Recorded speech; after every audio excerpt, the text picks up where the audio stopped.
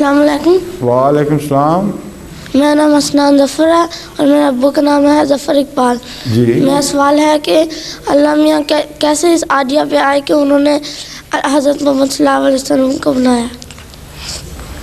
ठीक है भाई।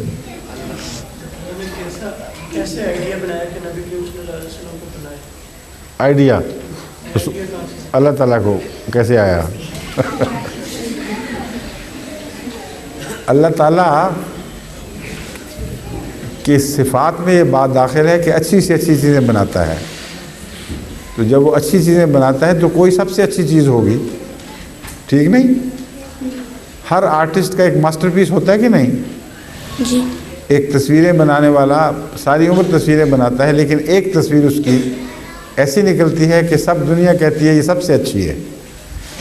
एक शायर शेर के नज़में कहता रहता है सारी उम्र, लेकिन उसकी बाज़ नज़में इतनी नुमायाँ तौर पर अच्छी हो जाती हैं कि लोग कहते हैं ये उसका मास्टरपीस है। इसीलिए जब एक खालिक अच्छी तख्लीक कर रहा है तो लाजिम है कि एक तख्लीक सबसे बढ़ जाए, और उसी का नाम मोहम्मद रसूलुल्लाह है सल्लल्लाहु अलैहि वसल्लम।